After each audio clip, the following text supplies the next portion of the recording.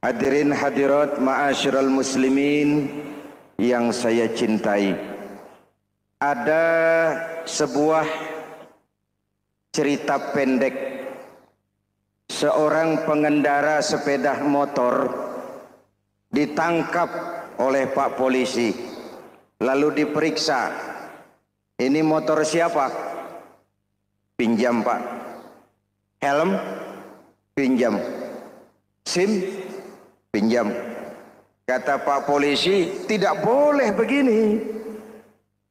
Marah yang naik sepeda motor. Pak Polisi bagaimana? Kok tidak boleh? Yang punya saja bilang boleh.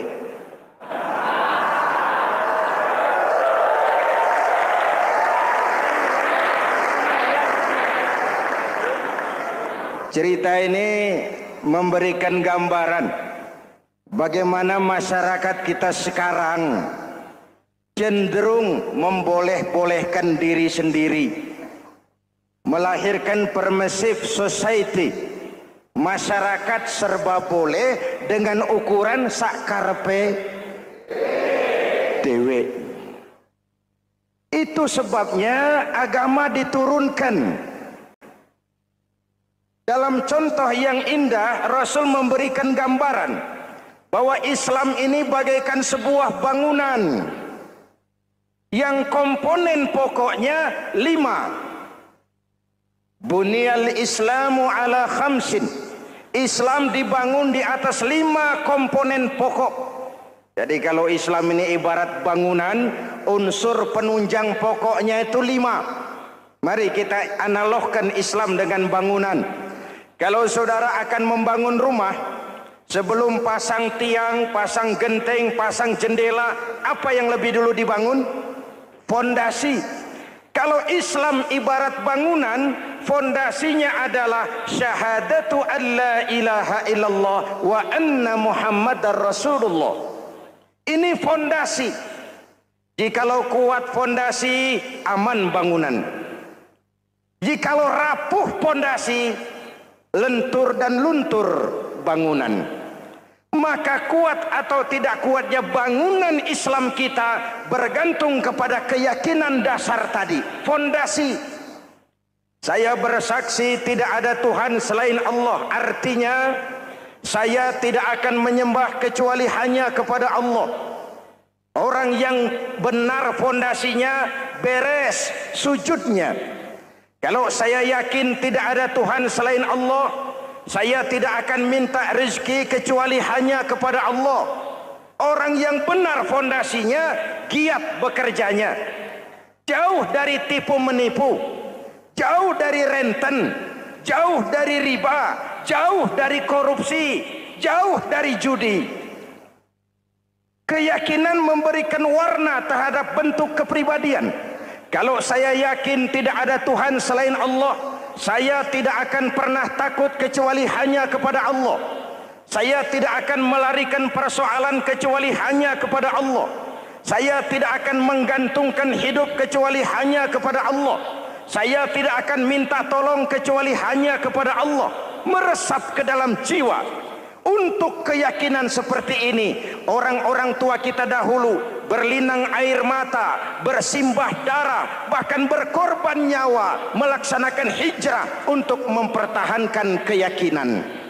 Ini intan paling mahal dan ini mutiara paling berharga. Zaman boleh berubah, tapi pondasi tidak boleh goyah. Masa boleh berganti, tapi pondasi jangan sampai mati. Karena iman kita hidup, untuk iman kita berjuang, dan dalam iman kita ingin kembali menghadap Allah Subhanahu. Masih ingat cerita tentang Bilal? Masih? Mengulang kaji saja. Bilal itu budak sahaya. Ketika masuk Islam, dipanggil oleh majikannya. Bilal. Iya bos. Saya dengar kamu masuk Islam ya? Iya bos. Kok berani-beraninya kamu masuk Islam? Memangnya kamu budak siapa Bilal? Iya budak bos. Bos. Kamu kerja sama siapa? Sama bos. Bos. Yang gaji kamu siapa? Ya bos. Nah, kamu kan ngerti Bilal. Kamu budak saya, kamu kerja dengan saya, yang gaji kamu saya, yang beri makan saya. Kenapa? Kok beraninya masuk Islam padahal kamu belum saya kasih izin? Bos, bos boleh beli badan saya, tapi jangan mimpi bisa membeli jiwa saya. Tuhan boleh kuasai badan saya, tapi jangan mimpi bisa menguasai keyakinan saya. Saya memang benar Tuhan yang gaji, tapi kan saya digaji, saya kerja. Kerja itu kewajiban saya, gaji itu hak saya. Soal keyakinan, jangan ikut campur bos. Kurang ajar kamu Bilal. Biarin. Bilal, begini saja. Kalau kau mau meninggalkan keyakinanmu, meninggalkan Allah Tuhanmu, kau akan kami merdekakan. Tapi kalau kau tetap dalam keyakinanmu, kamu akan saya siksa sampai mati. Bagaimana? Jangan mimpi, bos. Lebih baik mati berkalang tanah daripada hidup bercermin bangkai. Biar saya gugur membela keyakinan daripada hidup jadi penjilat menjual akidah. Itu prinsip.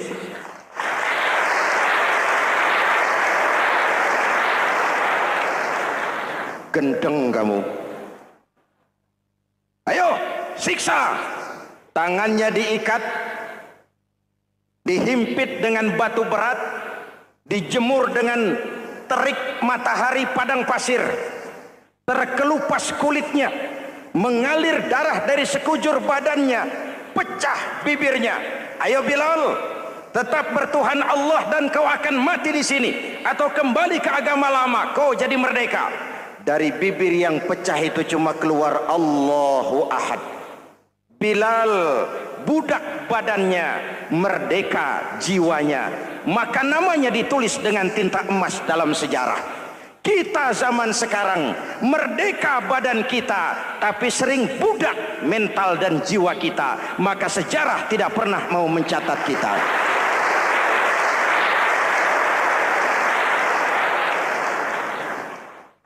Masyarul muslimin yang saya cintai, fondasi sudah. Lalu apa lagi? Mulai memancangkan tiang. Tiangnya 5. Ada tiang namanya zuhur, asar, maghrib, subuh, isya. Tetapi agar bangunan menjadi kuat, ada tiang-tiang tambahan.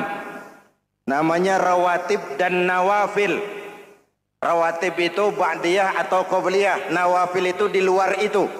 Agar bangunan menjadi kuat, dibentuk pribadi lewat solat. Apa filsafatnya? Pertama, solat itu simbol penyerahan total kepada Allah. Kita ini sudah kontrak.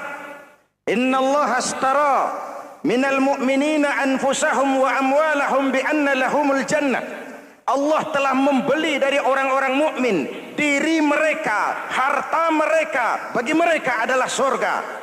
Penjual kita orang beriman, pembeli Allah, dagangannya amwal dan anfus, harganya adalah surga. Jelas? Penyerahan total itu dimulai dengan takbiratul ihram. Shalli fardal isya, Allahu akbar. Arahkan mata ke tempat kita sujud. Jangan lupa kalau sudah di atas, lupa dengan yang di bawah. Sudah jadi genteng, petatang peteteng di atas. Lalu bilang, merasa capek sendiri, kata genteng kepada tiang. Tiang, kamu sih enak, kata genteng. Saya setengah mati di atas. Kehujanan, kepanasan, kadang-kadang anak-anak nakal saya disambitin. Kata tiang, saudara genteng, ngomong jangan sembarangan ya. Kamu kira kamu bisa nongkrong dan nangkring di atas, itu gara-gara siapa genteng? Kan saya yang sokong dari bawah. Kamu jadi pejabat tinggi, jadi anggota ini, anggota itu. Kami rakyat yang angkat, jangan sudah di atas kami ditekan. Jangan agama dijadikan topeng untuk kepentingan pribadi. Berpolitik untuk kepentingan agama, ayo. Tapi menjual agama untuk kepentingan politik, itu yang merusak agama.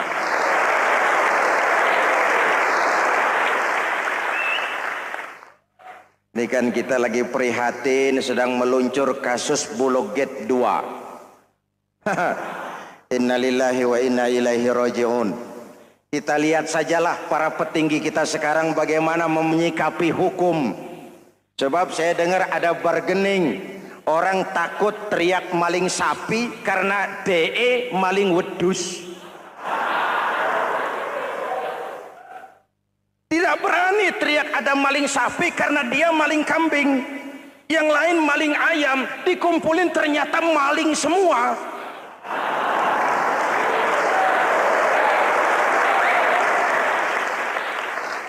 Hadirin yang saya hormati, ini melukai rasa keadilan. Oleh karena itu sholat mengajarkan kepada kita, dalam posisi berdiri, lihat tempat sujudmu. Jangan menteleng terus ke atas, lalu lupa dari mana kita berangkat. Itulah maknanya tawadhu, rendah hati, tidak melonjak angku dan sombong. Ada sebuah hadis Rasulullah bersabda, "Idza aradallahu biqaumin khairan." Apabila Allah menginginkan kebaikan kepada satu bangsa, apabila Allah menginginkan kebaikan kepada satu kelompok rakyat, walla alaihim khulama'uhum, maka yang naik jadi pemimpin adalah orang-orang yang santun, orang-orang yang lemah lembut, bukan orang yang menggunakan kekerasan dan tiran, sedikit-sedikit main pecat. Itu terlambat lahir. Mestinya lahir di zaman Hitler, mestinya lahir di zaman Benito Mussolini, atau kalau mau lebih klasik lagi di zaman Fir'aun. Kalau Allah menginginkan kebaikan kepada satu masyarakat, satu bangsa, satu negara, naiklah orang-orang yang santun, yang ngayomi, yang menjadi solusi dan jalan keluar untuk kepentingan rakyatnya, mampu memberikan keteladanan. Saya tertarik dengan pidato Presiden Cina pada saat dilantik. Cina, Presiden Cina pasti tidak tahu Pancasila, pasti tidak kenal Islam, tapi pidato pelantikannya, berikan saya 100 peti mati, yang 99 akan saya pakai buat koruptor, yang satu akan saya pakai sendiri kalau kamu lihat saya tidak benar. Luar biasa. Yang diperlukan sekarang ini keteladanan, khulama'uhum, sikap ngayomi, mencari jalan keluar, bukan memamerkan kekuasaan, memamerkan kekuatan, arogansi, menghormati perbedaan. Itu ciri demokrasi. Lalu waqadha bainahum ulama'uhum, yang memutuskan hukum adalah pakarnya, ulamanya, mengambil keputusan secara profesional sehingga rakyat beroleh apa yang namanya kepastian hukum, merasa hidup terlindungi, aman dan nyaman. Lalu yang ketiga, wa ja'alal mala fi askhiyaihim, peredaran harta, pergerakan ekonomi berada di tangan orang-orang yang pemurah, yang tidak mau kaya sendiri, tidak mau senyum di atas penderitaan orang lain, menari di atas bangkai saudaranya. Hadirin yang saya hormati, ini cirinya. Tapi sebaliknya kata Nabi, wa idza aradallahu biqaumin syarran, apabila Allah menghendaki kejelekan, keburukan bagi satu bangsa, walla alaihim sufahauhum, yang naik jadi pemimpin orang-orang durjana, orang-orang kurang ajar, tapi dipoles dengan topeng yang bagus. Hei, hei, ini musim topeng. Musim apa? Topeng. Topeng itu apa perlunya? Menyembunyikan wajah asli. Sekarang ini Dracula berwajah Arjuna. Ini musim topeng. Kita rakyat harus hati-hati dan punya filter, mampu memilah dan memilih. Walla alaihim sufaha'uhum wa qada bainahum juhaluhum. Yang memutuskan hukum, yang mengambil keputusan orang-orang bodoh. Wa ja'alal mala fi bukhalaihim. Peredaran harta, peredaran ekonomi jatuh di tangan orang-orang yang bakhil, yang tidak punya konsep menciptakan kemakmuran yang merata bagi seluruh rakyat Indonesia.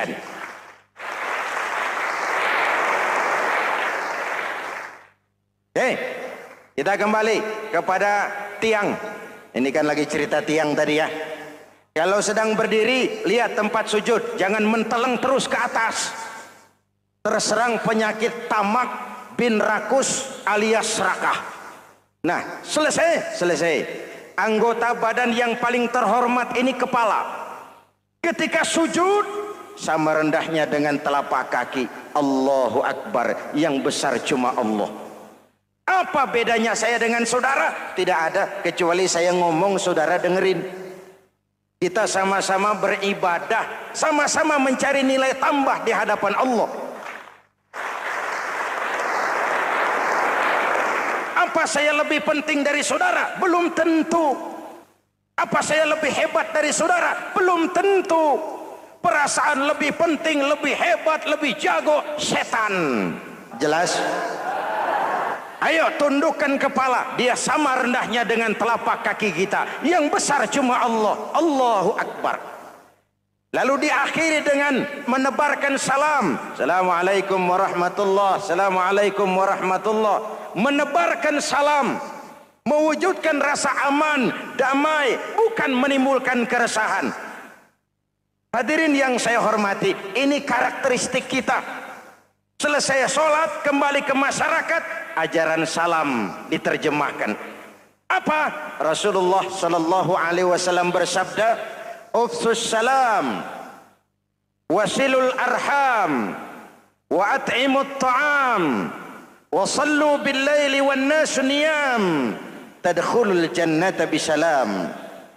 Pertama, ufsus salam, tebarkan salam. Tebarkan salam itu bukan cuma kalau ketemu orang assalamualaikum, assalamualaikum. Iya, itu zahirnya. Tetapi hidup di tengah masyarakat memberikan rasa aman, rasa damai, menjadi pengayom bagi lingkungan, menjadi rahmah bagi semesta. Dalam Islam jangankan manusia, binatang saja dilindungi kok. Betul? Betul?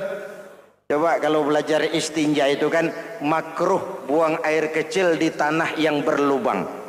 Kenapa? Pertama, melindungi binatang yang ada dalam lubang. Siapa tahu di lubang yang saudara kencingi ada semut sedang rapat. Membahas Bologet jilid 2. Apa dosanya lalu mati dikencingi? Ini namanya rahmatan lis semut. Binatang saja dilindungi. Ada hadis, kalau kamu menyembelih hewan, sembelilah dengan cara yang terbaik.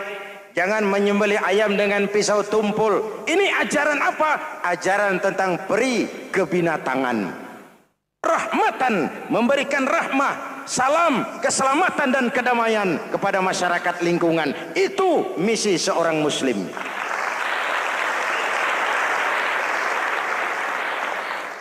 Hadirin, hadirat, ma'asyiral muslimin yang saya cintai. Saya kembali kepada pesan Nabi tadi itu. Pertama, ufsus salam, sebarkan salam. Sekarang ini kan yang banyak sebarkan isu, sebarkan fitnah, hancurkan nama baik orang, hantam orang di mana-mana.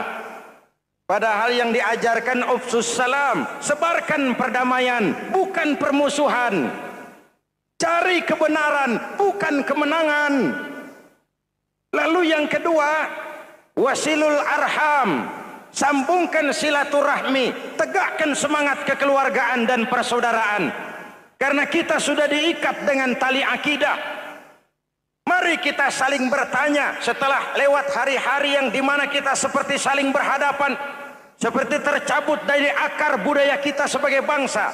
Semangat gotong royong, semangat kekeluargaan makin lentur dan luntur dan perlu kita angkat kembali ke permukaan. Silul arham, sambungkan semangat silaturahmi. Wa at'imut ta'am, berikan makan orang-orang yang kelaparan. Mempunyai kepekaan dan kepedulian. Jangan menari di atas penderitaan orang. Jangan tersenyum di atas isak tangis tetangga. At'imut ta'am, mempunyai kepedulian yang tinggi. Wasallu bil laili wan nasu niyam, bangunlah di keheningan malam ketika orang sedang tidur.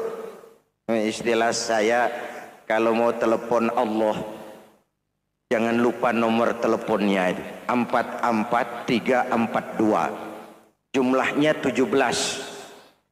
Zuhur, asar, maghrib, isya, subuh 44342. Jangan ragu-ragu, kalau angka cukup telepon sambung. Kalau angka kurang, hati-hati salah sambung. Pak, mau sambung yang lebih cepat bagaimana? Bisa, selain nomor itu coba pakai sambungan langsung jarak jauh, namanya SLJJ. Kapan? Tengah malam. Kenapa tengah malam? Lebih murah. Lebih murah. Saluran kosong, telepon jarang yang pakai, orang banyak tidur. Wa minal laili fatahajjad bihi nafilatan lak asa ayyab'atsaka rabbuka maqaman mahmuda. Nun, di keheningan malam bangun.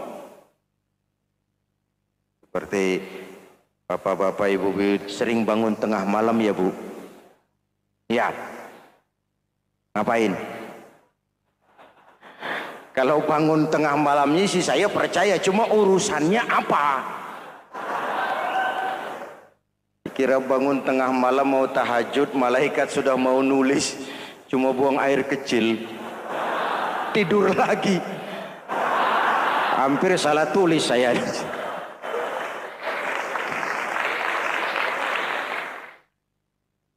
Baik, fondasi sudah Pak, tiang siap.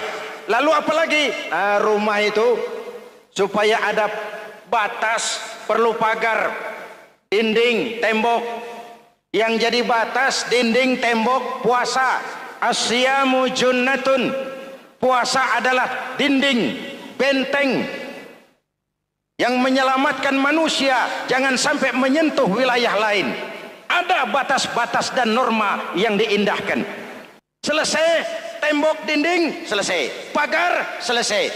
Lah rumah itu supaya bersih, kan harus ada kamar mandi, jendela, pintu. Yang fungsinya membersihkan zakat. Kalau dia zakatul mal, dia bersihkan harta kita. Kalau dia zakatul fitrah, dia bersihkan jiwa kita. Kalau dia zakatul tijarah, dia bersihkan bisnis kita. Kalau dia zakatul ma'adin, dia bersihkan barang tambang kita. Karena itu dalam kitab-kitab fikih dikatakan zakat itu adalah harta yang tu'khazu min aghniyaihim wa turaddu ila fuqaraihim.